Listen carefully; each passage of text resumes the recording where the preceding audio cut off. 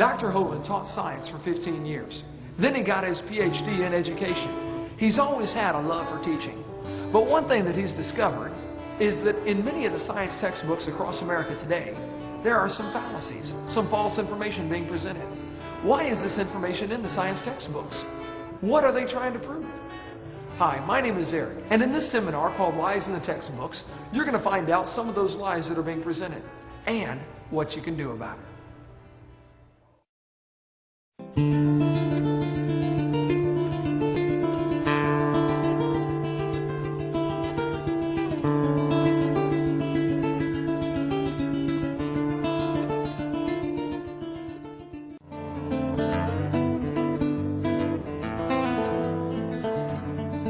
Welcome to our seminar tape number 4 on lies in the textbooks. I taught high school science for 15 years, and now I travel and do seminars on creation, evolution, and dinosaurs. And I'm concerned that what kids are being taught in our classroom is simply not true. There are some lies in our textbooks. In our first few seminar tapes, we talk about a variety of lies in the books. Now, I like science. I'm not against science. I collect science textbooks. I have actually hundreds of them, and I really, really like science. But I'm concerned there are some things in these books that just simply are not true. Somebody wants your kids to believe a particular theory, which is understandable. Everybody tries to convert others to their belief system. I'm going to try to convert you to my belief system. That's perfectly fine for everybody to try to do that. However, you don't want to use lies to accomplish that. So I'm going to tell you about some of the lies in the textbooks. In my first 3 videos, on number 1, we talk about how students are being lied to about the Big Bang. It's a big dud. It didn't happen. They're being lied to about the age of the Earth. The Earth is not billions of years old. They're being lied to about the caveman. There's never been a caveman, unless you mean Osama bin Laden. Okay? They're being lied to about the dinosaurs. Dinosaurs did not live millions of years ago. Dinosaurs lived with Adam and Eve in the Garden of Eden. And on this tape, we're going to talk about at least 25 or 26, maybe even 30 if we get time, more lies that students have to face in their textbooks. And then on tape number 5, we're going to tell you what you can do about it and some of the dangers of this philosophy. More lies in the textbooks. Let me set the record straight right up front. I am not trying to get evolution out of the schools. I'm not trying to get creation into the schools. I just want the lies out of the textbooks. I think we'll find if we take the lies out of the books, there's nothing left to support the evolution theory. Okay, well that's their problem. If all you have to support your theory are things that have been proven wrong years ago, I think it's about time you get a new theory. Is there anybody here who thinks teachers or textbooks should be allowed to deliberately lie to students for any reason? Okay? Wisconsin has a law that requires textbooks to be accurate. So does Alabama. Textbooks shall be adequate and current. Texas says instructional material shall be factual. Florida has a law that says instructional material shall be accurate. California says textbooks shall be factually accurate. Minnesota says the teacher shall not deliberately suppress or distort subject matter. Yeah, sure, hey there, fella, you betcha. The problem is absolutely none of those states, including your state, enforce the law as it's written on the book. The books are simply not accurate. Here's a public school textbook from 1908. They told the kids in 1908, God created the heavens and the earth in 6 days. And all that was made was very good. Prayer is a duty, but it's vain to pray without a sincere desire of heart. God governs the world in infinite wisdom. Public school textbook. Here's a public school textbook from the year 2000. Evolution is a fact, not theory. Birds arose from non-birds and humans from non-humans. No person who pretends to any understanding of the natural world can deny these facts. I think things have changed a little bit, folks. By the way, when he says evolution is a fact, this is called a mantra. They think if you say it long enough and loud enough, everybody will start believing it. It's not a fact. Evolution's a religion. This textbook says, boys and girls, even though most scientists and religious leaders no longer see evolution and religion as in conflict, a minority of Christian fundamentalists remain opposed to evolutionary biology. This is called slanted journalism. A minority of fundamentalists, they're trying to marginalize those, even though it's the majority of the population of America that believes this, not the minority. Look what it says over here. It says, Creation science states that all species were created by God roughly 10,000 years ago and that they have not evolved since. By the way, let me stop right there. That is not what creation science teaches. Creation science teaches that all the kinds of animals were created roughly 10,000 years ago. And the only evolution has been variations within those kinds. So they're setting up a straw man here so they can knock it down and think they won the argument. Keep reading here. As scientific issues, we know these assertions are false. Over here they tell the kids, if we prevent our secondary school students from learning what science has to offer, let me stop right there. I'm not trying to prevent students from learning what science has to offer. I love science. I'm trying to prevent students from being lied to. But man, show us what does science have to offer? Things that we can observe and test and demonstrate. Evolution is not part of science. That's the problem. Watch this now. If we prevent our students from learning what science has to offer, we run the risk that they will not be able to compete effectively in college classrooms or in today's global economy. This is the evolutionist altar call. Right there. The world will be destroyed if we don't preach evolution. Oh, the sky is falling. We've got to get more evolution or we're all going to die. They somehow think that their religion is important in our schools, and it's not. This textbook has over 100 pages where evolution theory is presented to the kids. Not one mention of creation. If they do mention creation, it's always in ridicule, like the one I showed you a minute ago. A minority of Christian fundamentalists. Folks, things have changed in our textbooks. Now, this chart shows how the atheists rate the United States based on how well they teach evolution. If your state is red, they think you're doing a lousy job of teaching evolution. Yay. Go Wisconsin. All right.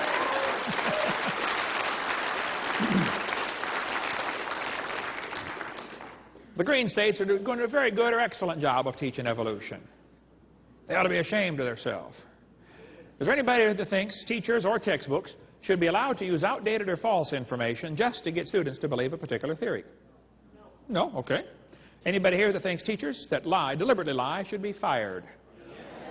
Okay, fair enough. Now, anybody here that thinks textbooks with lies should be banned or the lies torn out? Sure. Okay, good. Just so we're all on the same page here. Now, it's always amazed me how two people can look at the same thing and come to opposite conclusions of what they are seeing. Two people can look at Grand Canyon. One of them believes in evolution. He looks at the canyon and says, wow, look what the Colorado River did for millions and millions of years. The Bible-believing Christian stands there, looks at the same canyon, and says, wow, look what the flood did in about 30 minutes. Now, how was that canyon formed anyway? This textbook says over millions of years, the Colorado River has carved the Grand Canyon from solid rock. Now, just slow down a minute. Kids, it is a fact Grand Canyon exists. How many have been to Grand Canyon? I taught Earth Science, studied Grand Canyon avidly. I like Grand Canyon. Beautiful place. Big hole in the ground. Now, there are two interpretations of how it got there. The evolutionists have an interpretation, and so do the creationists. The evolutionist is going to tell you that canyon formed slowly by a little bit of water and lots of time. Millions of years. The creationist is going to tell you, oh, the canyon formed quickly by lots of water and a little bit of time. The guys who believe in evolution are continually trying to erase the line between their interpretation and the fact column, and they want you to somehow think that what they interpret as evidence is now part of the fact. You got to really watch them on this. They're pretty slick. This textbook author does it just blatantly. He says, the Colorado River has cut through layer upon layer of rock over millions of years. Now, just hold on a minute. I was in a debate one time, and this atheist said, Hovind, you're so dumb. Don't you know it took millions of years to make Grand Canyon? I said, well, sir, I taught Earth Science for years. I really enjoy studying Grand Canyon. I said, did you know if you built a dam across Grand Canyon, that would take a lot of dirt, by the way, but if you did, a huge lake would fill in behind it. Did you know some of the water from Montana drains through the Grand Canyon? It's a huge drainage area. I said, sir, did you know that in between these two red lines is what we call the snow line? There's a ridge right there. The Grand Canyon enters at the far right over here. The elevation of the river at that point is 2,800 feet above sea level. The river flows downhill for 270 miles and comes out the other side. And in between, while the river's flowing down, the ground is rising up and then slowly coming back down. It is so wide, 270 miles, that you don't notice it until you get way back and look at it from a satellite. But if you look at it in its cross-section, this schematic shows the difference here. The river enters right here, and flows downhill and comes out the other side. It's actually going through a giant ridge, 270 miles long. At the highest point of the ridge, the river's at about 1,800-foot elevation, so it's nearly a 1-mile drop down into the canyon. Really big hole in the ground. I says, now, sir, there are a couple things you ought to consider about Grand Canyon. I said, did you know the top of Grand Canyon is higher than the bottom? He said, yes. I said, sir, did you know the river runs through the bottom? He said, yes. I said, sir, did you know the top is higher than where the river enters the canyon? By over 4,000 feet. I said, sir, did you know that rivers don't flow uphill? I said, sir, did you know there is no delta? Nobody knows where the mud is that got washed out of there, but it's probably out in the Pacific Ocean. They can't find the delta for Grand Canyon. There is no possible way that river made that canyon. Grand Canyon is quite obviously a washed-out spillway. There used to be two big lakes, Grand Lake and Hopi Lake, and they got too full one day, who knows when. I suspect shortly after the flood. Maybe a few hundred years later, the ice caps melted or something, and the lakes got too full, and the water went over the top, while the ground was still relatively soft. Within the first few hundred years, washed out that canyon in a hurry. There are still beaches where the lakes used to be. They call them Grand Lake and Hopi Lake. The lake is long gone, but you can still see the beach line where the lake used to be. Grand Canyon is a washed-out spillway, folks. The water got too deep, went over the top, and washed out that whole region in a real big hurry. So when they tell you it took millions of years, they're lying to you. It did not. It's not geophysically possible.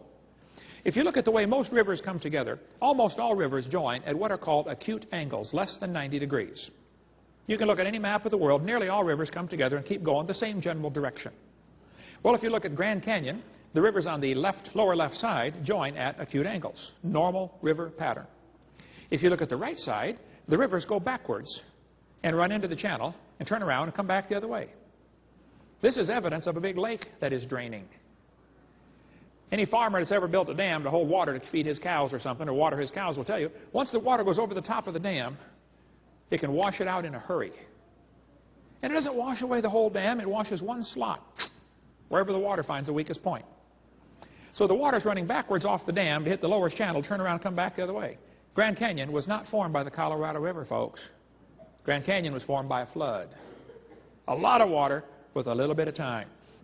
Are there any farmers or veterinarians in the crowd that might know what this machine is? Anybody know what that is? What is that, sir? That's a calf puller. That's a what? A calf puller. Once in a while, a cow has a hard time having that baby calf. And so to get the calf puller out, tie the cable around the calf's leg and jack the calf out of the cow. You get a few tons of pressure on there, that calf comes right out, no problem. One day, this farmer was out pulling a calf. It was a breech birth. The back feet are coming out first. Not good, but hey, it happens once in a while. And so the farmer had the calf puller out there, and he's pulling the calf out of the cow, and a city fellow stopped his car to see what on earth is going on. And the farmer said, "Hey, you ever seen anything like this before?" The city fellow said, "No, sir, I ain't never seen nothing like this." The farmer said, "You got any questions?" The city fellow said, "Yes, sir, I have one question." The farmer said, "Let's hear it." The city fellow said, "How fast do you figure that calf was going when it ran into that cow?" No. We're not separating the wreck here, fellas. You know, two people can look at the same thing, and one of them gets the wrong idea of what he's looking at. The Bible warned us that was going to happen. 2 Peter chapter 3, knowing this first, there shall come in the last days scoffers. Did you know there are people that scoff at the Bible? I deal with them on a regular basis. I attract them like a lightning rod. And the Bible says they're going to walk after their own lust. See, the reason some people don't like the Bible is because of their lust, not because of their science. They don't like that book because it chaps their hide. I tell them, you better get some Vaseline, man. You're going to need it because you're going to be judged by that book, whether you like it or not. Well, the scoffers in the last days, the Bible says they're going to say, where is the promise of His coming? For since the fathers fell asleep, all things continue as they were. Boy, that's an important phrase. Peter told us in the last days, the scoffers would say, The way things are happening now is the way they've always been happening. Long, slow, gradual processes. Uniformitarianism. The Bible says the scoffers will be willingly ignorant. Willingly ignorant. In the Greek, that means dumb on purpose. They're willingly ignorant of how God made the heavens and the earth. We covered that on video number 2, why it's heavens, plural. And how the earth was overflowed with water and perished. The scoffers are willingly ignorant of the flood. We'll cover lots more about the flood on videotape number 6. What caused the flood, anyway, and what damage it did to this planet. Well, one of the scoffers in the last days was a guy named James Hutton. James Hutton lived in the late 1700s, and he wrote a book and said the earth is much older than everybody thinks. Now, you need to understand, during James Hutton's lifetime, most people believed the Bible, and most people thought the earth was about 6,000 years old. But this was also a time of many revolutions. We had the American Revolution, the French Revolution, the Spanish, the Polish, the German. Everybody's getting rid of the king and establishing democracies. Well, whether that's good or bad is another subject, but the fact is the Bible says to honor the king, and some people thought the Bible was an obstacle to their political objectives. And so they wanted to discredit the Bible. So back when everybody thought the earth was a few thousand years old, James Hutton came along and said it's millions of years old. He was one of the first guys in the Western world to come across this idea and say, oh, wow, maybe the earth is real old. James Hutton developed an idea called uniformitarianism. The present is the key to the past. In other words, the way things are happening now is the way they've always been happening. Just like Peter prophesied these guys would come. Well, I think the Bible is the only perfect key to the past, but that's another story. The fact is, James Hutton's book that he wrote had a very strong influence on a young lawyer from Scotland. The lawyer's name was Charles Lyell. Charles Lyell, the lawyer, hated the Bible. Somebody calculated one time that if all the lawyers in the world were laid end to end around the equator, we would all be better off. In 1830, Charles Lyell wrote this book right here, Principles of Geology. Here on this book, you can see his hatred for the Bible kind of ooze off every page. This guy really did not like the Bible. He kept referring to it as ancient doctrines. You know, you're outdated if you believe the Bible. He talked about those people who have religious prejudices because they believe the Bible. He said, men of superior talent who thought for themselves and were not blinded by authority. I mean, you can just skim through it for yourself and you'll see he didn't like the Bible. Charles Lyell said his goal was to free the science from Moses. What do you suppose he meant by that? You see, people who read what Moses wrote will feel that God made the world in 6 days and the flood formed most of the geology of the world. Noah's flood messed up the real estate big time. And if people believe the book that Moses wrote, they're going to think that coal, oil, natural gas formed from the flood when things got buried. And they're going to think the canyons formed as the water ran off from the flood. Lyell didn't like that idea. He wanted people to believe the earth is millions of years old. Charles Lyell, in this book, building on the work of a couple other guys, he developed the idea that each layer of the earth is a different age. And he invented what we call today the geologic column. How many have ever heard of the geologic column before? He divided the earth up into layers, and they gave each one a name, an age, and an index fossil. Maybe you saw the movie Jurassic Park, named after the Jurassic layer. Each layer was given a name, and they told everybody how old it was. Now, this was done in 1830, long before there ever was carbon dating, potassium-argon dating, rubidium-strontium dating, lead-208, lead-206, uranium-235, uranium-238. None of those existed. This was all done based on the assumption that each layer is a different age. They made up the whole thing out of the clear blue sky. Now, it's a fact the earth has many layers of rock. No question. That's a fact, folks. How'd they get there? Well, there are two interpretations. The evolutionist will say the layers form slowly over millions of years, and each one is a different age. The Bible-believing Christian says, oh, no, these layers are all from the flood in the days of Noah. You can get a jar of dirt, shake it up, set it down. It'll settle into layers for you in a few minutes. But the guys, again, who believe in evolution are always trying to erase the line and make you think their interpretation is part of the fact column. The geologic column is actually the Bible for the evolutionist. It can only be found one place on planet Earth. The only place you will ever find the geologic column is in the textbooks. There is no geologic column. This guy admits it. He said if there were a column of sediments, unfortunately no such column exists. I had a professor I debated one time said, oh, Hovind, you're wrong. Now, there are 26 places on planet Earth where the geologic column exists. I said, no, I'm sorry, you're wrong. There are 26 places on planet Earth where the fossils are found in the order you would like them to be. But that doesn't prove the geologic column exists in any of those places. There is no geologic column. If there was in one place, it'd be 100 miles thick. And the obvious question would be, where's all this dirt coming from? One of the biggest lies kids face in the textbooks is about the geologic column. It's a joke. It's a hoax. It doesn't exist. But that really caused problems for the world in 1830 when it was taught. We'll get into that in a minute. Look, there's no question the Earth has layers. But if those layers are different ages, why are there no erosion marks between the layers? They all just fit tight to each other like pancakes. I mean, don't you think if that one layer sat there waiting for the next one to come on top, it'd rain once in a while in 10 million years? Just go home and get a jar of dirt and put some water in it and shake it up, folks. It'll settle out into layers for you in a few seconds. It's called hydrologic sorting. Many years ago, I was speaking in Union Center, South Dakota. Union Center is right there. It's not even on the map. And South Dakota puts everything they can find on the map just to fill in the white places. There were 40 people in the whole town. 38 of them came to church. I don't know where the other 2 were. Probably out pulling a calf, I reckon. But we had a great time. It was a wonderful little church out there in the country. The preacher said, hey, Brother Holford, let's go down to Rapid City. They've got a museum with dinosaurs. I said, man, I like dinosaurs. Let's go. So we all drove down to Rapid City. We walked in the door, and this old fellow met us at the door, and he said, folks, I'm a guide here. Would you like me to give you a tour? We said, that would be great, sir. The first place we stopped on the tour was the geologic time scale. They've got it behind glass, all lit up. It's holy. Don't touch it. Okay? We're standing there, and the guide said, now, folks, this layer of rock you're looking at right here is about 70 million years old. And it's so cool, because they always get that sanctimonious tone in their voice, you know. 70 million years old.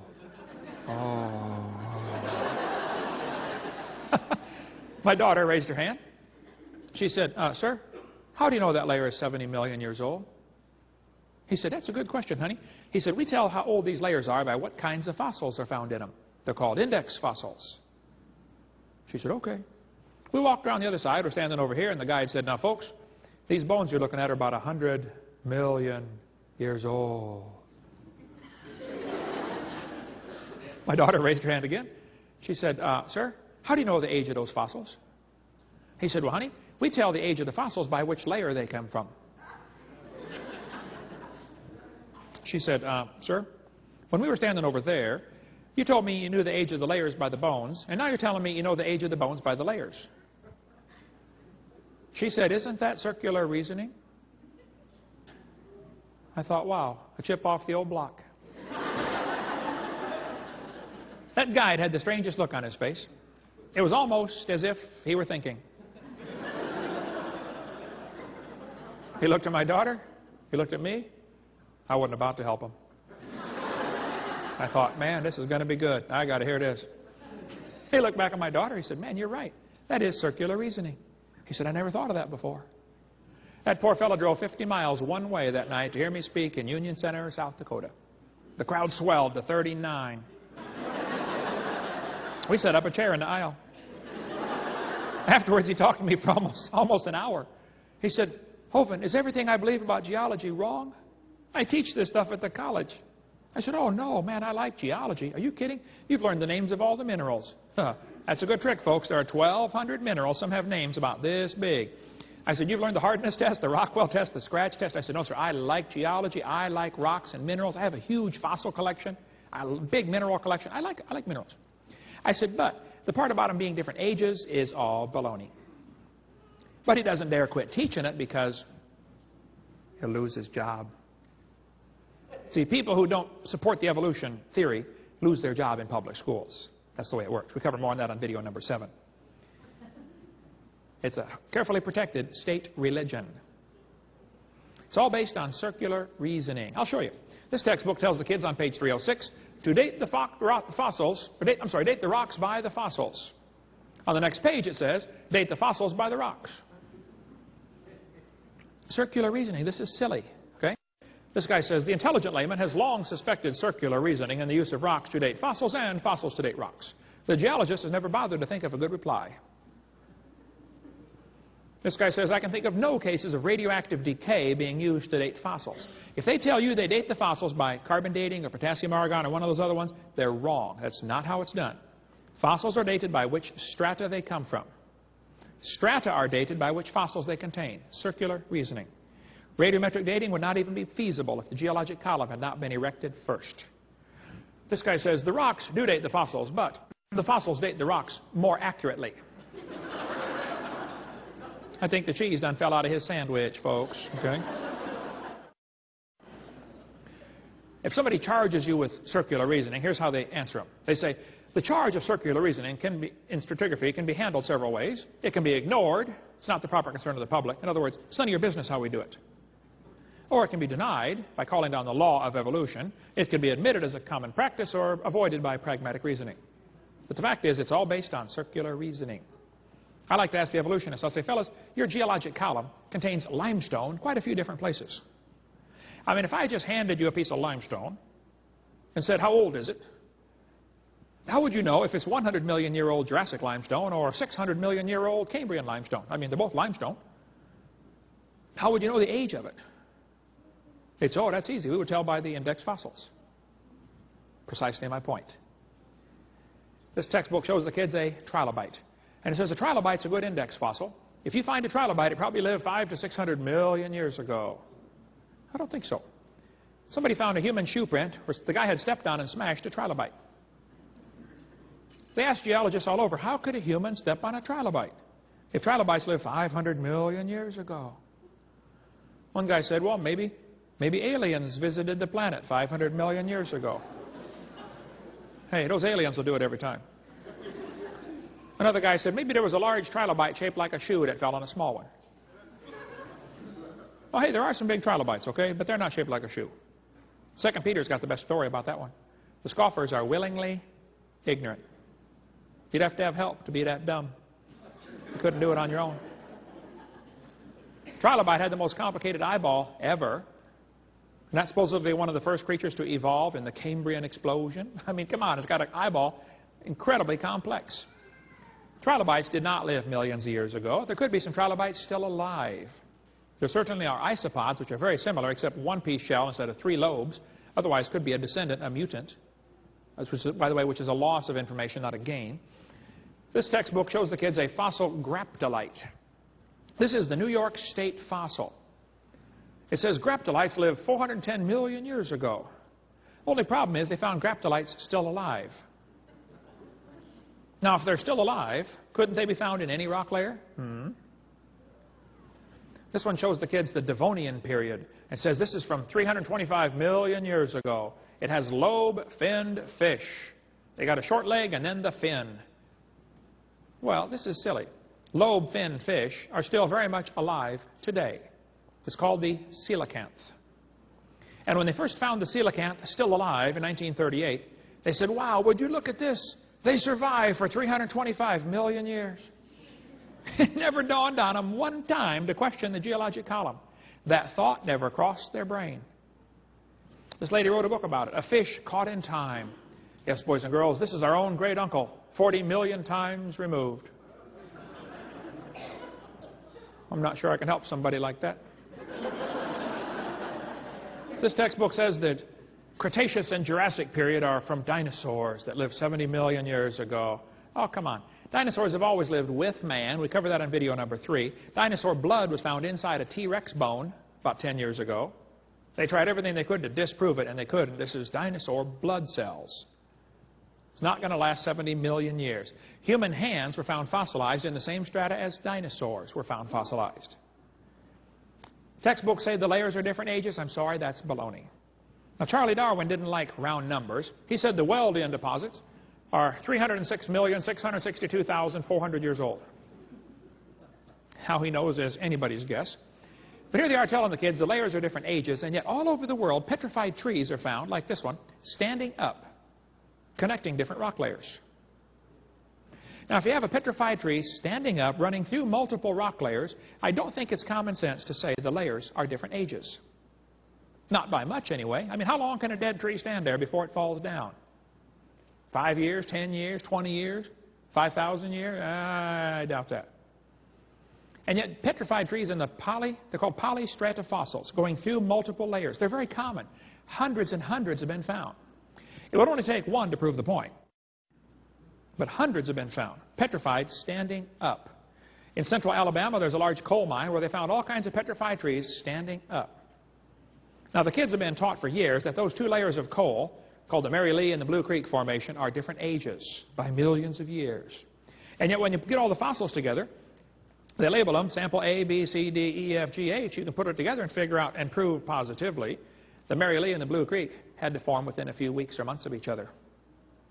That's exactly what you'd get in a flood. We cover more on that on video number 6 about the flood, what caused the coal seams during the flood. Here's some from Cookeville, Tennessee. Petrified trees standing up, running through multiple layers. Joggins, Nova Scotia is famous for its petrified trees in the vertical position. Most of these pictures are on our website, drdino.com. We've got a piece of petrified wood in our museum running through 12 different layers of slate. And they're going to tell you in school each layer of slate represents a different season. That's 12 years. I'm sorry, that's not true. It represents movement of the water and separation of the particles by density or something like that. We get into that in video 6. So don't let them tell you the layers are different ages. Sometimes trees are found petrified upside down, running through multiple rock layers. Now we really have a problem. I've thought about this one till my brain hurts. As far as I can figure this out, the evolutionist only has 2 ways to solve this. He can say the trees stood upright for millions of years while the layers slowly formed around them. I find that one hard to believe. Or he can say the trees grew through hundreds of feet of solid rock looking for sunlight. There's a 3rd way to solve this. Maybe those trees were buried in a big flood. How fast was that calf going? Might be 2 ways to look at this, you know. Yeah. When Mount St. Helens blew its top, it blew thousands of trees down into Spirit Lake. Over 20,000 trees have already sunk to the bottom and are stuck in the mud at the bottom of Spirit Lake. Many thousands of them are standing up in the vertical position. And those trees are going to petrify. They're already beginning to petrify. It does not take long for things to petrify.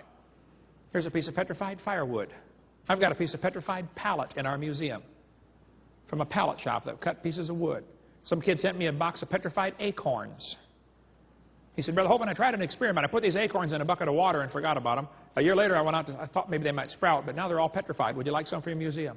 I mean, they're solid rock. Here's a petrified dog inside a tree in Georgia. They cut the tree down for firewood and said, wait, don't cut that one up. There's a dog inside. Turned to stone. Here's a petrified cowboy boot with the cowboy's legs still in it. The boot was made in the 1950s. Here's a petrified fish giving birth. Petrified hat from New Zealand. Here's a petrified pickle in our museum. I'm not kidding. The guy sent it to me. He said, Brother Hovind, we found this old house in Montana. The roof was gone. House had been empty for at least 30 years. We went down the basement. There's a bunch of jars of pickles. A pantry. But the lid to one of the jars rusted off, and inside the pickle turned to stone. Would you like it for your museum? I said, well, yeah. A petrified pickle. The jar was made between 1930 and 1960. That's the year they made those jars. I don't know when the pickle got put in there, but sometime in there. Don't let them tell you it takes millions of years. There's petrified sacks of flour found in Eureka Springs, Arkansas, from a flour mill that flooded in the 1910s, I believe. So kids, when they tell you the layers are different ages, you're being lied to. That's not true. Don't believe that. 80 to 85% of Earth's surface does not even have 3 geologic periods appearing in correct consecutive order. This guy says it becomes an overall exercise of gargantuan special pleading and imagination for the evolutionary uniformitarian paradigm to maintain there ever were geologic periods. The geologic column is a hoax. One of the biggest lies ever passed off on humanity, but the vast majority of the world believes it, even though it doesn't exist.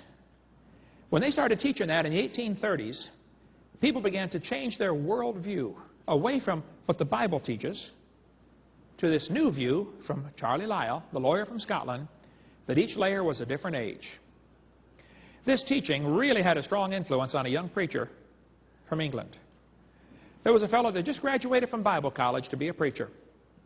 His name was Charles Darwin. The only degree Darwin ever got was a theology degree. And today they call him a great scientist. All he got was a theology degree. which is not bad. I mean, but he's not a scientist. Charles Darwin set sail on board the Beagle. He's going to sail around the world and collect bugs for somebody back in England. And he decided to bring some books with him to read. He's going to be gone for 5 years. As he sailed around, he brought with his Bible, and he brought with that book by Charles Lyell, Principles of Geology. That book changed his life forever. Darwin later wrote to a friend and said, "Disbelief crept over me slowly. I felt no distress." He slowly lost his faith in the Bible. By the way, later when he died, his wife started the rumor that he repented on his deathbed. That rumor still circulates today, but apparently his wife made up the whole thing. Nobody knows for sure, but that's what the best research says. Darwin sailed around the world. He stopped off at these islands right there called the Galapagos Islands. There on those islands, Charlie noticed there were 14 different varieties of finches, a little bird about this big. But their beak shape was different. Now, Charlie didn't like birds too well. I mean, he raised pigeons, but he also liked worms. He was a strange guy. So he shot all kinds of birds, thinking, you know, he would help the worms out, give them a better chance of survival. Because birds ate worms, and he thought that might be kind of hard on the worms, so he shot all the birds he could find. Well, he collected all these birds, and he noticed there were 14 varieties of finches. He studied them carefully and said, "You know what, folks? I think all these birds have a common ancestor." "I bet you're right, Charlie. It was a bird." And then Charlie said, "You know, maybe this proves that birds are related to bananas." You say, "Oh, he didn't say that." Oh, he sure did. I got his book right here. Charlie Darwin said in his book on page 170, he said, "It's a truly wonderful fact that all animals and all plants throughout all time and space should be related to each other." Isn't he saying the birds and the bananas are related? He sure is. That's a lie. There's no proof any animal is related to a different kind of animal, other than maybe a common designer. Charlie noticed what is sometimes called microevolution. I don't like that word. I think it confuses kids. Okay, I'm going to use it, but you understand what I mean. Microevolution is actually just a variation, okay? Dogs produce a variety of dogs. Roses produce a variety of roses. Nobody argues about that. It's a fact, folks. It happens. The question is, does it go any farther than that? Does it go into what we call macroevolution, where it changed to a different kind? Walt Brown, in his book In the Beginning, an excellent book, by the way, he says microevolution is horizontal. Macro would be vertical, changing to a different kind. Another way to illustrate it. Dogs probably had a common ancestor. Even the Great Dane and the Chihuahua probably had a common ancestor. I wouldn't question the fact that the dog, the wolf, and the coyote had a common ancestor. But every 5-year-old kid knows they're the same kind of animal. We had one try it earlier in the seminar. We had a dog, a wolf, a coyote, and a banana. We asked the 5-year-old, which one is not like the others? He got it right away. The banana. See, the Bible says they bring forth after their kind. National Geographic here has an article, From Wolf to Woof, how the dog evolved from a wolf. I don't argue with that. It probably did. But it's still the same kind of animal. Here's Mickey Mouse evolving. Yeah. The Bible says they bring forth after their kind, not after their species. But this guy says, the results of this and other similar surveys are startling because evolution has been a settled issue for science for nearly 150 years. They found out that 46% of adults in the United States do not think humans had evolved. Well, you better define what you mean by evolved. Right, the majority of folks do not think they came from a rock 4.6 billion years ago. Now, if you want to believe that, that's fine. I don't care what you believe, but don't call it science. Evolution has 6 different meanings. First, you'd have to have cosmic evolution, the origin of time-space matter. Secondly, you'd have to have chemical evolution. The hydrogen from the Big Bang would have to evolve to all 92 elements, plus the synthetic ones. Then you'd have to have what we call stellar evolution. The stars would have to evolve. And nobody's ever seen a star form. We see them blow up all the time. And yet there's enough stars out there that everybody on planet Earth can own 2 trillion of them to yourself. Those are the ones we know about. We don't know about the ones we don't know about. Then we'd have to have what we call organic evolution, the origin of life. Nobody has a clue how life can get started from non-living material. We'll cover more on that in the next session, about the origin of life. Next, they have what's called macroevolution, changing from one kind of animal into another. Nobody's ever seen a dog produce a non-dog. And lastly, we have variations within the kind that some people call microevolution. Okay, this one happens, whatever you call it, it happens. The first 5 are purely religious. But the definition of the word evolution is really confused for the students on purpose, I believe. I think it takes a giant leap of faith and logic just to go from micro to macro. Sure takes a big leap to go to the other 4 stages. Macroevolution is a fantasy based on imagination. They believe it must have happened, but there's no evidence for it at all. Teachers, though, will give the students one definition of the word to get them to believe the theory, and then they slowly weed in the rest of it when they're not looking. They're going to say, evolution is descent with modification. That's deceitful. That's not really what they mean by evolution. This textbook says, evolution is change over time. First definition. Watch how they change the definition now. In other words, living things have changed over time. Wait a minute. What happened to the first 4 stages? You're going to skip all the way down to living things and just assume the first 4 happened? Then they say, evolution is a change in species over time. Now they jumped right down to what I believe in. I believe species can change over time. I think the changes are limited. Still the same kind. But somebody might call it a different species. It's still the same kind of animal. That's not really what they mean by evolution, folks. What they really mean is the whole theory comes as a package deal. Variations certainly happen, but they have limits. Haven't the farmers been trying to get bigger pigs for a long time? Do you think they'll ever get a pig as big as Texas? No, I bet there's a limit in there someplace, isn't there? I'm not sure if they reached it or not, but they're probably getting close to the limit of pig size. Roaches eventually become resistant to pesticides. That's a fact. Do you think they'll ever become resistant to a sledgehammer? No. I bet there's a limit. They always still produce the same kind of plant or animal, too. No new information is added. See, real evolution would mean an increase in genetic complexity, not just shuffling genes that already exist.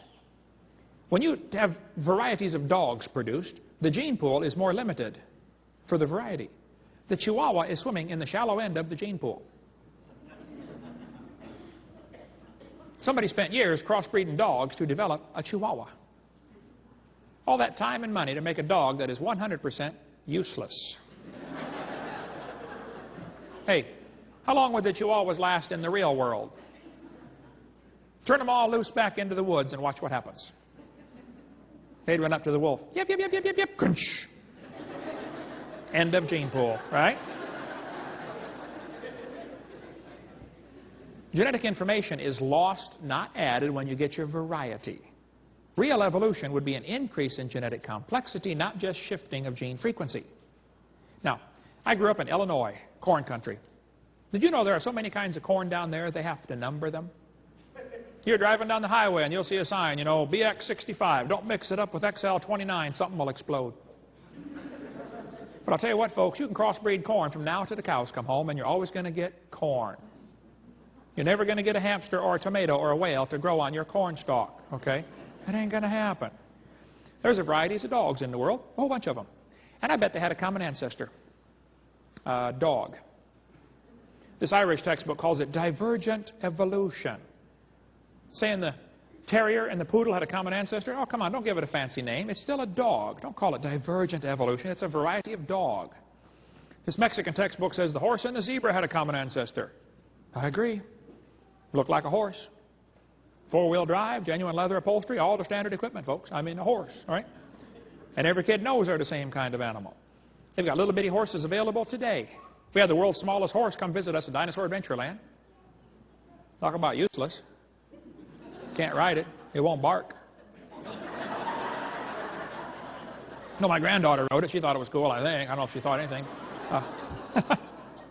You know, horses, zebras, and asses can all be crossbred. There's some folks in California that wrote me a letter and said, Brother Hovind, we crossbreed all sorts of these animals and get some really strange crossbreeds. We get Zorses, Zonkies, Zionis, and Zedonks, and Shebras. There's a herd of zebroids running around. See, the Bible says if they can bring forth, they're the same kind. A horse and a zebra can bring forth. A horse and a hamster cannot. They're a different kind, okay? And most cases, the kinds are real recognizable to anybody with average intelligence. There might be a few questionable ones in there. Okay, I think that's worthy of research. But the fact that we don't have the answer to every single one doesn't prove that everything is related, like the evolutionist says.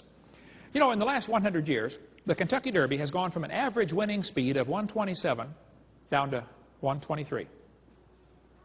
Now, even back in the early days, they had some low times turned in. Question: how much money would you guess has been spent on the Kentucky Derby trying to get faster racehorses? Millions and millions and millions of dollars, right? Now, I don't know if they reached the absolute limit of horse speed or not. I suspect they're getting pretty close. I mean, if you really want to win the Kentucky Derby, why don't you breed wings on your horse and fly around the track in 12 seconds? My whole point is, sure, variations happen, but they're limited. The evolutionist does not want to admit there are any limits, and that's where the problem comes in.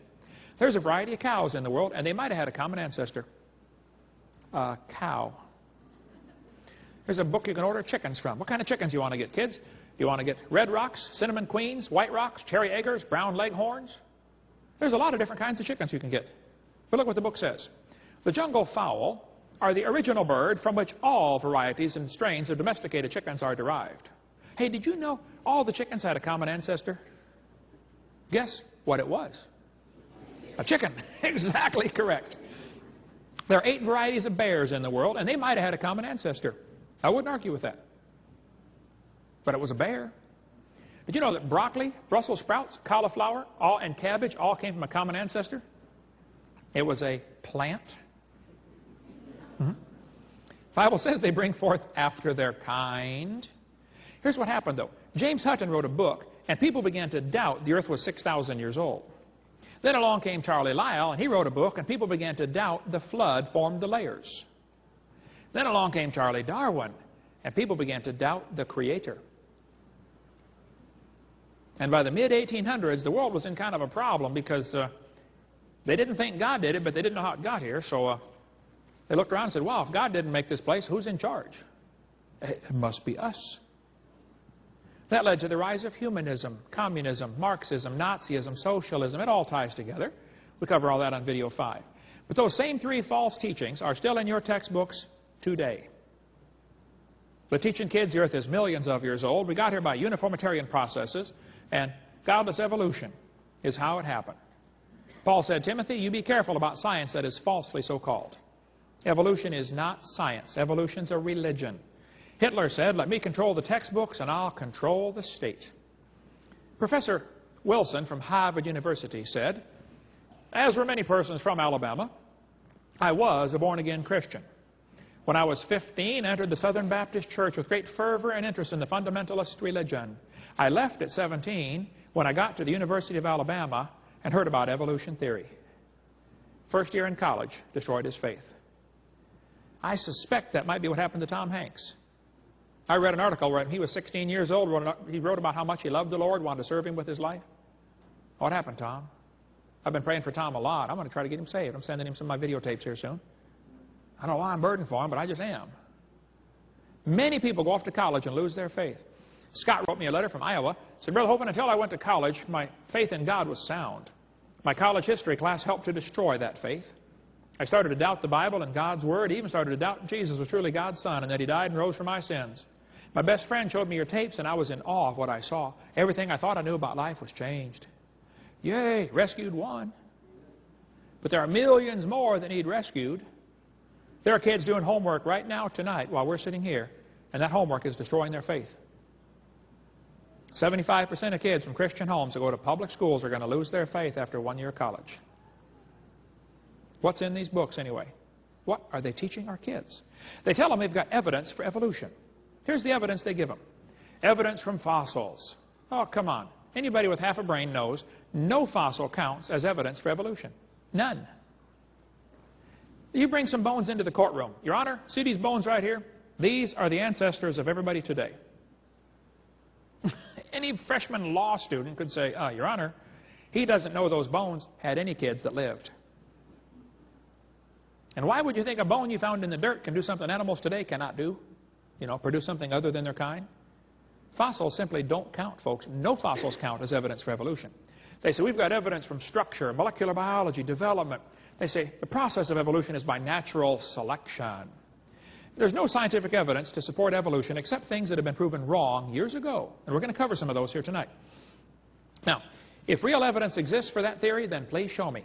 I'm not against scientific evidence. I am against lying to the kids. And everything they use to teach that theory to your kids has been proven to be a lie. Evolution is based on two faulty assumptions. Number one, they say mutations make something new. That's never been observed. Number two, they say natural selection makes it survive and take over the population. Now think about this carefully. If an animal evolves a little better than the rest, what must happen to the rest of them in order for this process to work? They all have to die. Or else the good genes get blended back into the population. Evolution is a religion of death, not life. The question is very simple. Did man bring death into the world like the Bible says, or did death bring man into the world like evolution says? They are polar opposite, and one of them is wrong. This textbook says mutations are the original source of variation in populations, shown by the many varieties of roses available. I agree, probably all the roses are mutants from the original rose. I agree with that. That's not evolution. That's a variety of rose. Mutations do not produce any kind of evolution. And anybody that studies biology knows that. Pierre Gross believes in evolution, but he says it doesn't work, folks. It doesn't happen. Here's a five-legged bull. That is a mutation. Notice he did not get any new information. Getting an extra leg is not new information. It's a scrambling of existing information. Doesn't the bull already have legs? So it just made one in the wrong place, that's all. Here's a short-legged sheep. That's a mutant. No new information is added, though. That's a loss of information. And he's the first one the wolf is going to catch. Go, boys, go. Here comes the wolf. Oh, Herman didn't make it. There's a two-headed turtle. That's a mutant. It's not ninja, but he's mutant. Okay. Now he's going to freeze first winter because nobody makes a double-neck turtleneck sweater. I've never seen one. See, a mutation is scrambling existing information. It's not new information. If you can scramble up the letters of the word Christmas, you can get all sorts of different words. But you're never going to get Xerox, zebra, or queen out of Christmas. The letters aren't available. And scrambling existing gene code will not give you new information. This textbook shows the kids a four-wing fly. Look what it says here now. Normal fruit flies have 2 wings. This mutant has 4. This rare mutation, like most mutations, is harmful. Watch this carefully. It says beneficial mutations are the raw material for natural selection. Excuse me, teacher. Why don't they give an example of a beneficial mutation? Why did they show us a bad one and tell us about the good ones? You see, beneficial mutations are pure imagination. But they don't exist in reality. You have to imagine that they happen. Oh, wow, there must have been a bunch of them, too. Oh. Nobody ever shows one. One professor said, I know a beneficial mutation. I said, what is that, sir? He said, people in Africa that get sickle cell anemia are less likely to get malaria. I said, sir, that is brilliant, you know. That's like saying if you cut off your legs, you can't get athlete's foot. And by the way, that's the one they always bring out because that's the only one they've got. Guarantee, you get into discussion on evolution, ask somebody for a beneficial mutation. I guarantee they'll bring that one up right there. That's all they've got. And that's not beneficial. Neither sickle cell nor malaria is beneficial. They say evolution and natural selection go together. Oh, yeah. This one says natural selection causes evolution. No, it does not. Natural selection selects. If I said I'm going to select everybody in the room over 12 feet tall to survive, everybody else dies. I don't have anybody to select from, do I? No. Natural selection doesn't create. If I wanted to create a race of people over 12 feet tall, so I kept killing everybody under 12 feet tall, how long would it take to get a race of people 12 feet tall? It's never going to do it. Hello. Now, the average population today probably ranges from, say, 5 feet to 6'6" or something. I probably could create a population of people that are all 6'6", or maybe even 7 foot, you know, by continually killing everybody under a certain point. Sure, you could do that. But you're selecting part of the gene code that already exists. You're not creating anything new. Natural selection is a conservative process. The creationist thought of it first. And it selects. It doesn't create. This guy says, natural selection may have a stabilizing effect, but it does not promote speciation. It is not a creative force. Don't let him tell you it is. Natural selection is selection, not creation. Why they don't see this, I don't know. This textbook says, finches with larger and stronger beaks were better able to open the tough pods, and so they survived. Evolution by natural selection had occurred in just 1 year. That is pure propaganda. It's still a bird, and it reverted right back to the same national average after the famine or the dry spell went by. Part of the population already had the genes for tougher beaks. Natural selection does not lead to evolution. This is a lie. Natural selection selects. I'll show you. If you worked in a factory that made cars, and your job was quality control, every car that goes by, your job is to, see if it runs. Slam the door, kick the tires, whatever you do to check it. See if it works. If you caught every single mistake, they don't, by the way, but if you did, how long would it take that process to change the car to an airplane? You say, Brother Holman, you don't understand. Quality control doesn't change it. Oh, I do understand. Natural selection is like quality control. It doesn't create a thing. It makes sure you have a good species, but it won't change it to something else. They tell the kids in school the peppered moth is evidence for evolution. Yes, boys and girls, they counted the moths on the trees. Must have been a government project. And said it was 95% light color and 5% black. Then they tell the kids that the trees turned black from coal-burning factories, and it was only 5% light and 95% black around the factories. The problem is the whole story is a lie. Didn't happen. After 40 years of watching, they found 2 moths on the trees. 2. In 40 years. So they glued dead moths to the tree to take that picture for your kid's textbook. Those are dead moths glued on a tree trunk.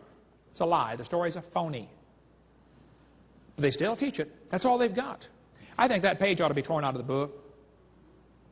They tell the kids in the Tulsa Zoo, yes, this is proof for evolution right here. Proven wrong years ago. There's a good website, Icons of Evolution, or the book Icons of Evolution has a whole lot on it. Peppered moth. See, they talk about survival of the fittest. Well, survival of the fittest does not explain arrival of the fittest. And survival of the fittest, I think, is what's called a tautology, a sentence that means nothing. If you say, Professor, why did it survive? Oh, because it's the fittest, survival of the fittest. Well, how do you know it's the fittest?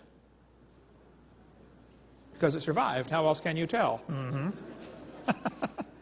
Look, folks, if a whale goes through a school of fish and eats 80% of them, it's not survival of the fittest. It's called survival of the luckiest. That's what really happens out there. But some of these people make these good observations and still come to the wrong conclusions. I don't know if you heard the story, but there was a bunch of scientists one day that wanted to see how far a frog could jump. They put the big old frog down there and said, jump, frog, jump. That frog, boing, he jumped 80 inches. Wow. They brought him back, cut off one leg. Said, jump, frog, jump. He only went 70. They brought him back, cut off another leg. Said, jump, frog. He went 60. They brought him back, cut off another leg. Said, jump, frog. He went 50. They brought the frog back, cut off his last leg. Said, jump, frog. They expected he might go maybe 40 based on the data so far. Actual jump was 0. The frog didn't move. They yelled louder, jump, frog. Frog didn't move. They were baffled. They tried the experiment again. New frog. Got the same results every time. So the brilliant scientists got their data together and said, folks, you know what? We can conclude that the frog jumped less as the legs were removed. Hey, you have to give them credit, folks. That is a good observation. Then they said, but we must conclude that a frog with no legs goes deaf. You had a good observation there, fella, but you blew it with your conclusion. That's what they did with the fruit flies, though. They put them flies in the laboratory, and they nuked them and microwaved them and x-rayed them and did all sorts of mean things to those flies, and they got all kinds of mutated flies. They got flies with curled wings. They fly around, bzz, bzz, bzz, couldn't go anywhere. They got flies with no wings. What do you call that? A crawl? Can't fly. They raised all these mutated flies in the laboratory and said, folks, you know what? All the mutations observed produced flies that were inferior to Grandpa Fly. Hey, that's a good observation.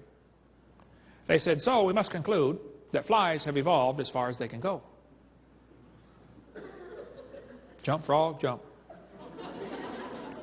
You got a good observation there, but you know, maybe you could conclude that God made them right to begin with, and all you're doing is messing them up in your laboratory. Yeah. This guy says, flies in the north have wings 4% larger than flies in the south. And that proves evolution? Who is dumb enough to care? Then they tell the kids to think critically. Yes, boys and girls, do you think humans are still evolving? What kind of question is that? That's one of those questions like, have you stopped beating your wife yet? Wow, now let me think. If I say yes, I'm admitting I did. If I say no, I'm still doing it. Hey, did you know it is possible for a question to already have a built-in assumption? Doesn't their question assume that evolution happened? I would say, teacher, this question is poorly written. It assumes evolution has happened when it has not. It's like asking the question, you know, why are elephants orange? You know, that's a good question. Why are they orange anyway? I don't know. They're not. Hello. And this question is not designed to make the students think critically. Do you think humans are still evolving? That's a Soviet-style indoctrination type question. And when the kid gets done with this course, he's going to think he knows how to think critically. And he doesn't know how to think at all. He knows how to be told what to believe. That's not education. That's indoctrination, Soviet-style. They tell the kids, we've got evidence from structure. This is called the homology argument. Yes, boys and girls, did you know you got 2 bones in your wrist, radius and ulna? And did you know the whale has 2 bones in his flipper? And look at this. They're called radius and ulna. Right there. See? That proves we're related. That's what they tell them. Look at this. These homologous structures provide evidence that these animals evolved from a common ancestor. Think critically. A seal's flipper and human arm have different functions. What evidence might help show that both structures evolved from a forelimb of a common ancestor? They show the kids the similar structures. This is in every biology book I've seen. This is one of the evidences for evolution. They call it comparative anatomy. It says comparative anatomy provides further evidence of evolution. The commonalities suggest that these and other vertebrate animals are all related. They probably evolved from a common ancestor. This is a lie. They probably have a common designer. You know, maybe the same guy designed them all. But every textbook around the world, I've got books from Latvia and Mexico and Russia, they're all teaching the same thing, folks. And it's silly. By the way, those bones develop from different genes on the chromosomes of these different animals. They're not homologous. Similar design might prove the same designer made them. Did you know the lug nuts from a Pontiac will fit on a Chevy? You can go outside and try it. It'll work. That proves they both evolved from a Honda 14 million years ago. Now look, it's a fact. It's a good observation when they say many animals have a similar forelimb structure. That is a good observation. I agree. Then they say they must have had a common ancestor. Oh, I disagree. This helps prove we all came from a rock. Oh, jump, frog, jump. Then they say we've got evidence from development. This one makes me angry, so I'm going to stay calm. We're going to do this in just a few more minutes, and then we're going to quit. Take a break. This book says the similarity between early stages in development helped convince Darwin that all forms of life shared common ancestors. Darwin considered this by far the strongest piece of facts in favor of his theory. Haeckel called it the biogenetic law. A guy named Ernst Haeckel made up the idea that all the embryos of different animals develop through the same stages: fish, amphibian, reptile, mammal. He called it the biogenetic law. This textbook says the presence of fish-like structures in the embryos of different species shows that these animals have evolved from fish and share the basic pattern of fish development. Does the human embryo have gills like a fish? That's what the textbook says. This is a lie.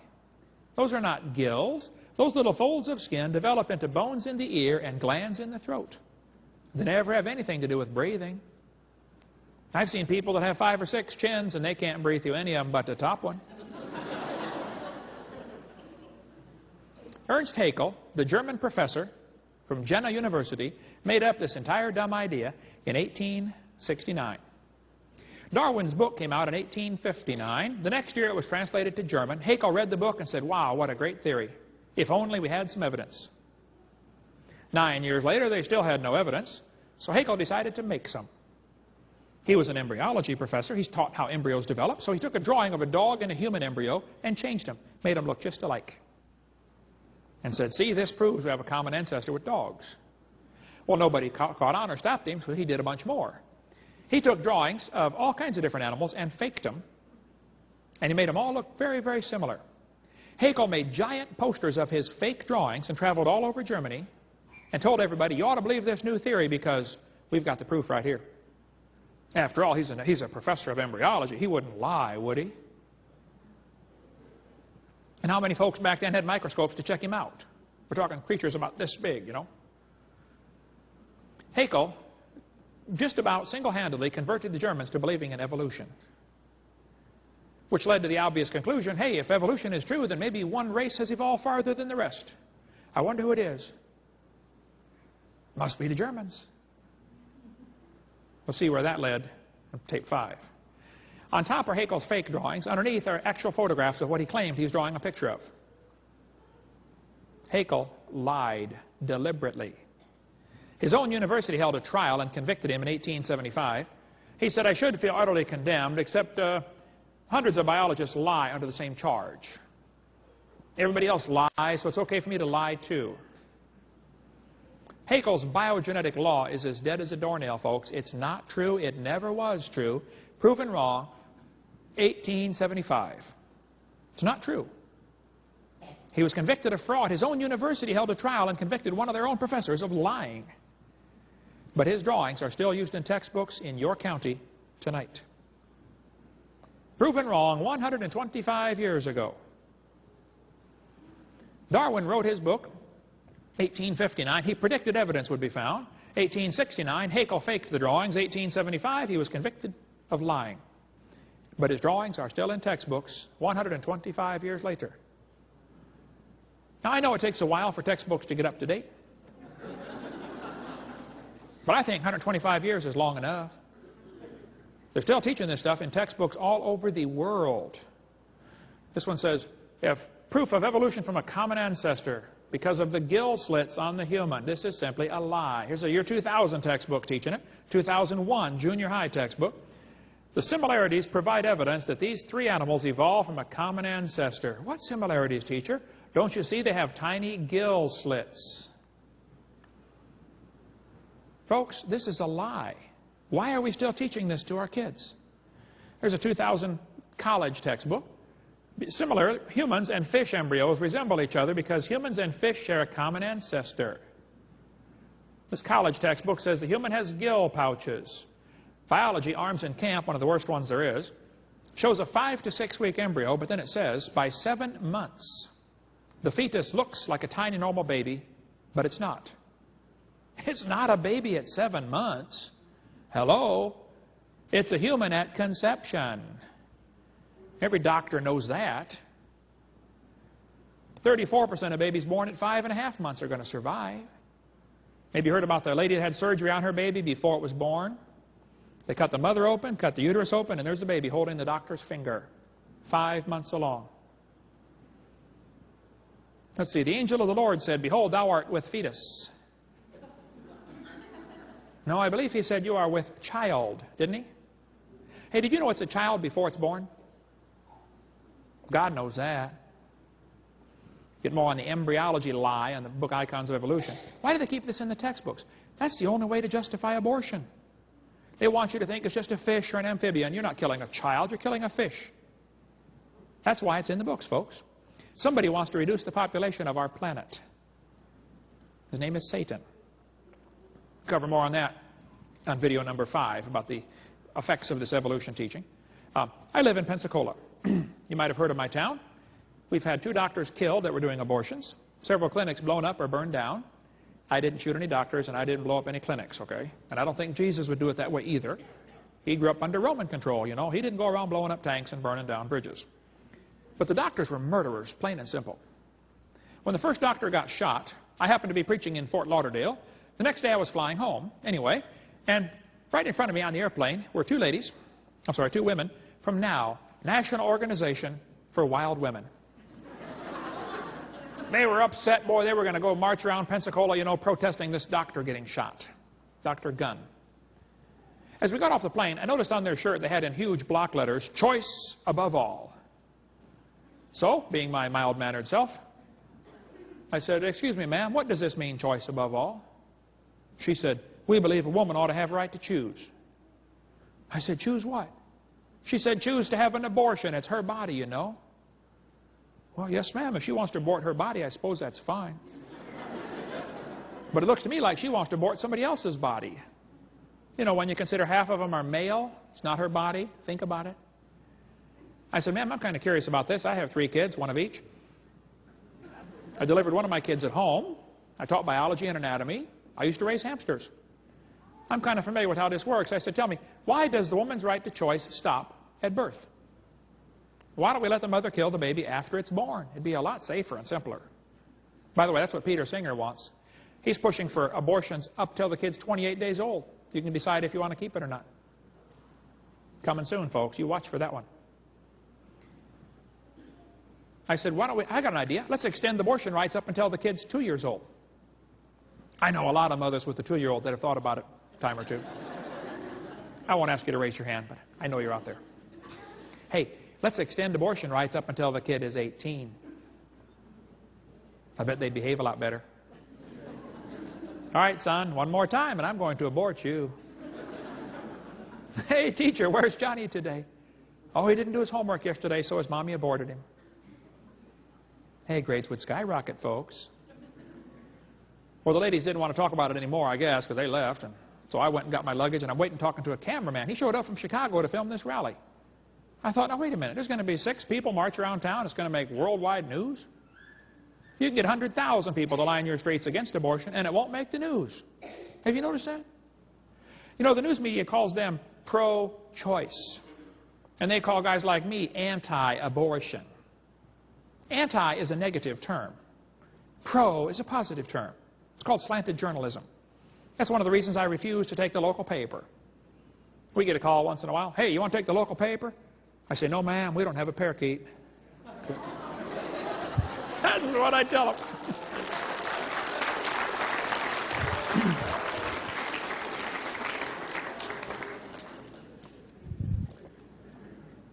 The news media always slants it to the liberal cause.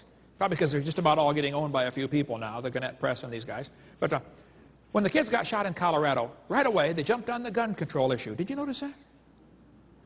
Look, if kids keep getting shot in our schools, maybe there are some other issues to discuss. Like, should we have public schools?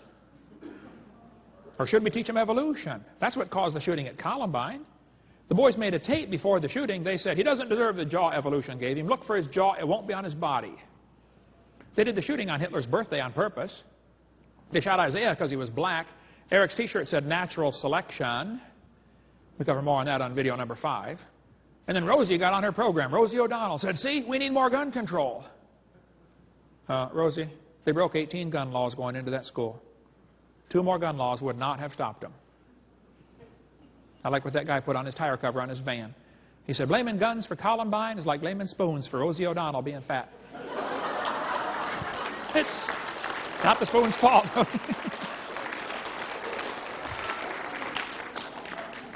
You know, if kids keep getting shot in our schools, maybe the issue we should discuss is certain criminals ought to be publicly executed. Or maybe we should discuss the issue, should all law-abiding citizens be required to carry guns to protect themselves? Yeah. Somebody sent me this button as a joke. Proudly unarmed. Would you wear that? Think about it. What does that say to a criminal? Rob me. Isn't that exactly what it says?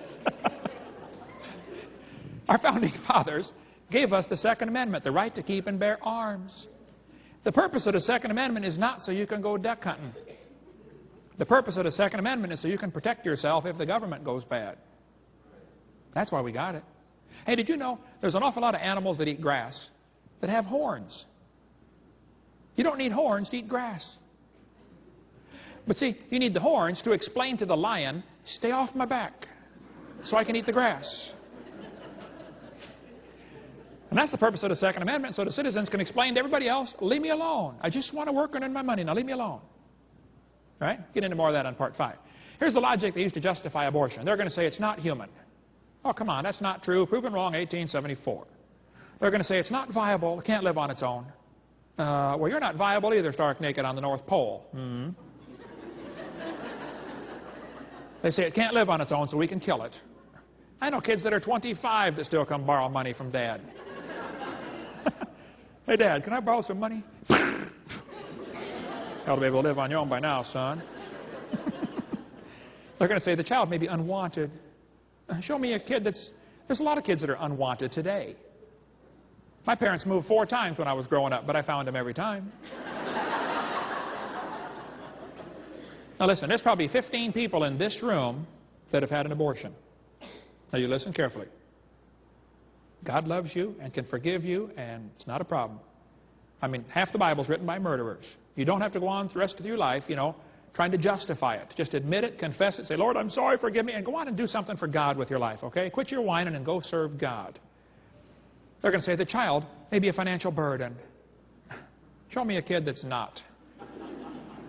Every kid's a financial burden. Come on. They're going to say it might be from rape or incest. Well, then you killed the rapist, not the baby.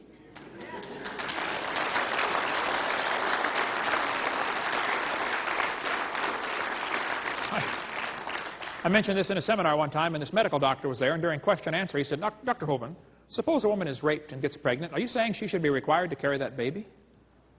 I said, well, sir, that's a tough scenario, but let's suppose it happens. Let me ask you a question.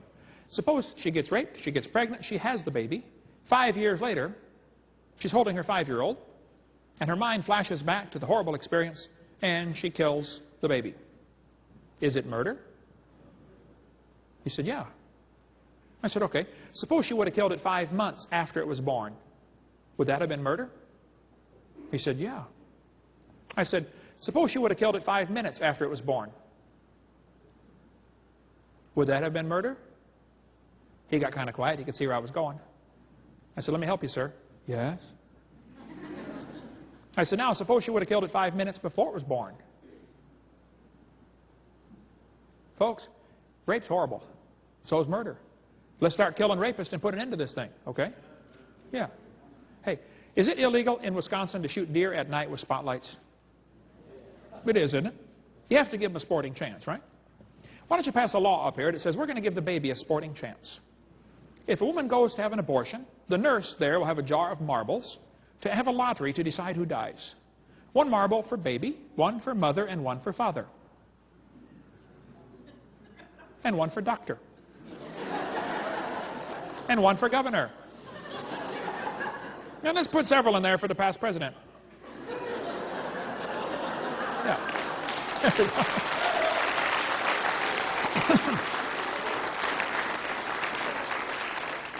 Question. If he's not alive, why is he growing? If he's not a human being, what kind of being is he anyway? This woman says, honk if you're pro-choice. Yeah, it's easy for her to be pro-choice. She's already been born. Did you know everybody that ever voted for abortion has already been born? You ever think about that? Let's let the babies that aren't born vote on it and see what they say. They're going to say, abortion's legal. It doesn't make it right. You know, 1936, the German Supreme Court declared Jews are not persons. That was the decision that opened the way for Jews to be murdered. After all, they're not a person, so you can't be guilty of murder when you kill one. I've been to Germany 3 times. I read lots of books about Hitler and the Holocaust just to keep my blood boiling. Hitler did what he did because of his belief in evolution. He thought he was helping out.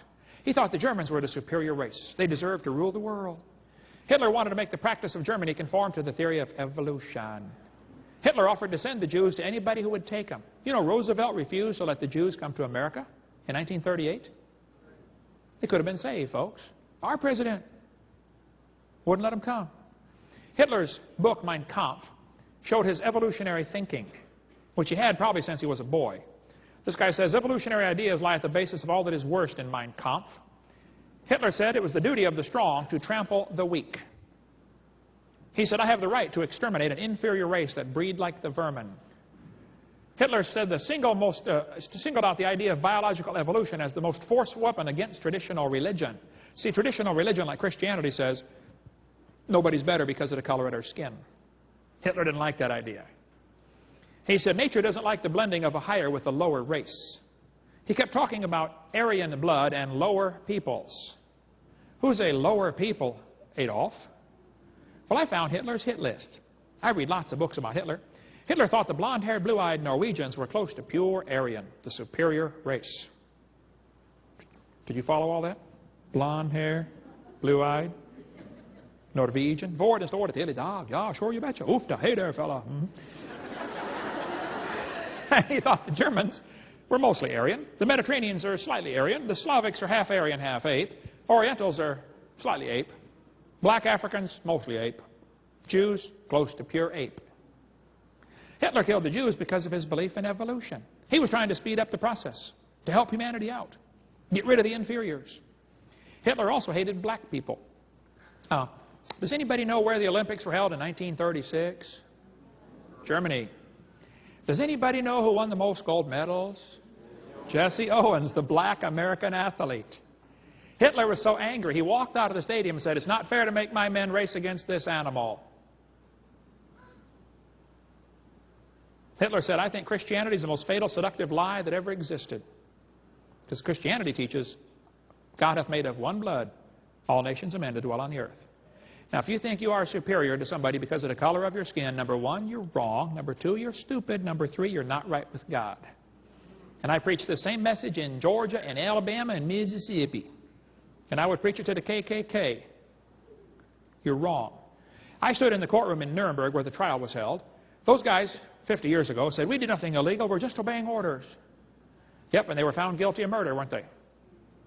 And just because our Supreme Court said the unborn child is not a human, not a person, that was the decision. 1973, Roe versus Wade.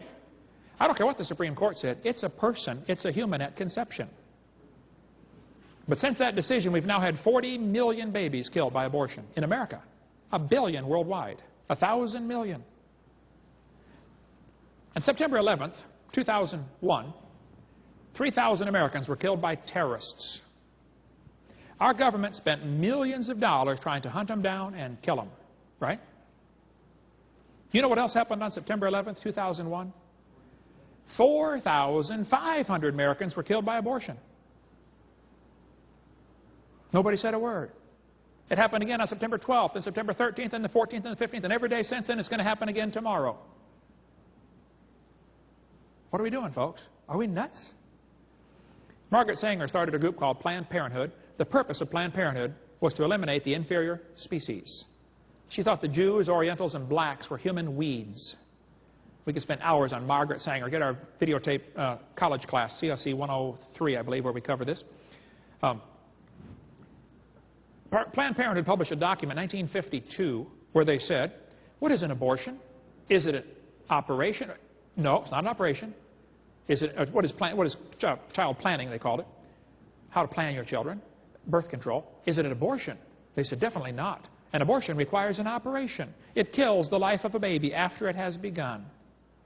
Boy, Planned Parenthood changed their tune in the last 40 years, haven't they? The Bible says, these 6 things doth the Lord hate. Hands that shed innocent blood. Cursed be he that taketh reward to shed innocent blood.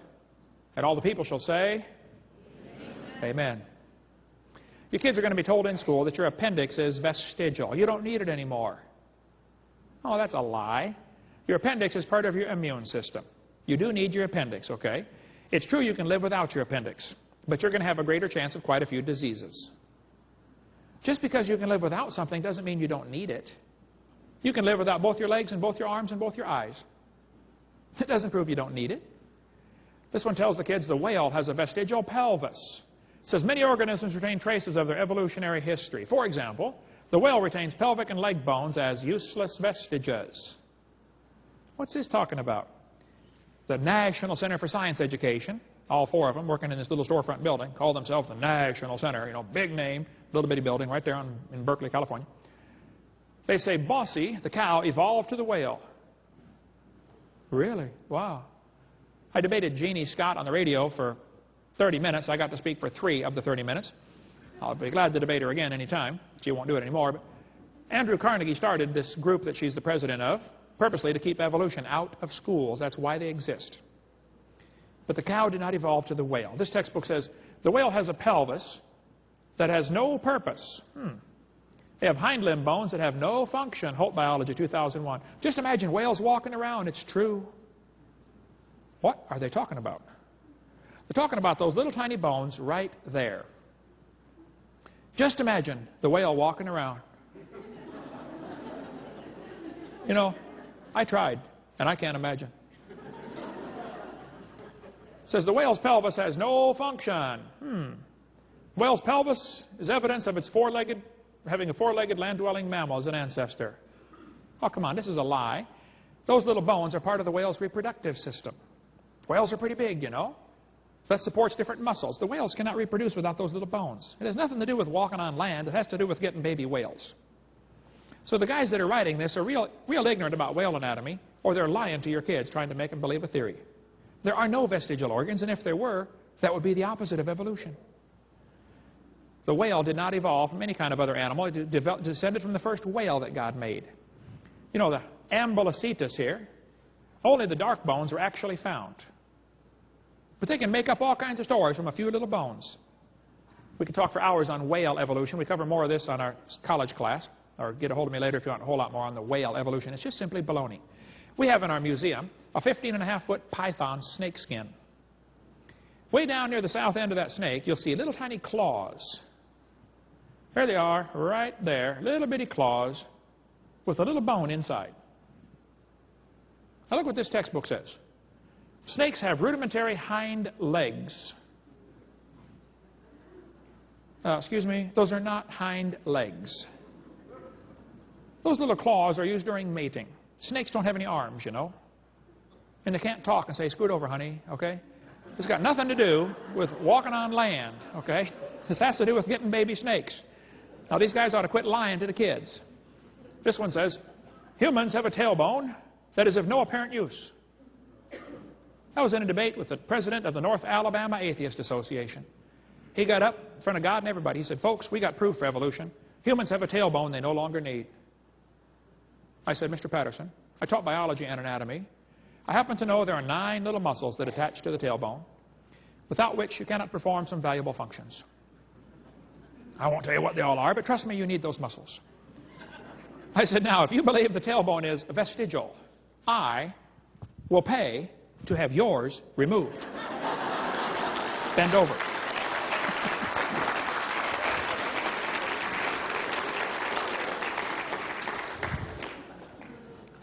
This textbook says the coccyx, the tailbone, is a small bone at the end of the human vertebral column. It has no present function and is thought to be the remainder of bones that once occupied the long tail of a tree-living ancestor. They told me when I was a kid, man used to have a tail, but he lost it because he didn't need it. That was the teaching that started me believing in evolution when I was about 9 years old. And later I thought, wait a minute, lost it because we didn't need it? Have you ever thought how handy a tail would be? Have you ever come to the door with 2 sacks of groceries?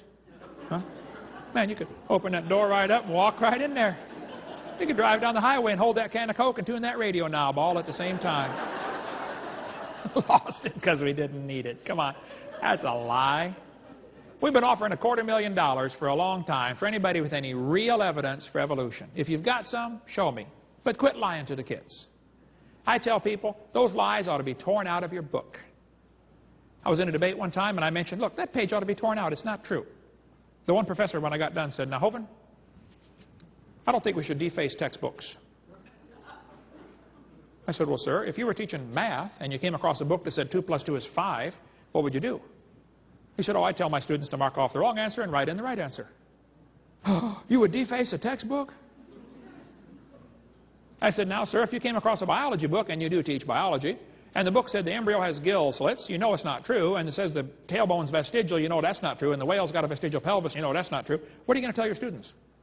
He said, well, nothing. I said, you're not going to warn them it's not true? You're not going to tell them to tear the page out, or you just mark it out? Oh, no. I said, then you, sir, are a hypocrite. And you got no business using tax dollars to spread these lies in our textbooks to these next generation of kids. You ought to get an honest job picking peaches or changing tires and quit lying to the kids. My humble, unbiased opinion. Everything used to support evolution theory has been proven wrong. I'm sick of paying for the kids to get lied to. Get those lies out of your books. We'll take a quick break, cover some more lies in the textbooks in the next section, and tell you what you can do about it.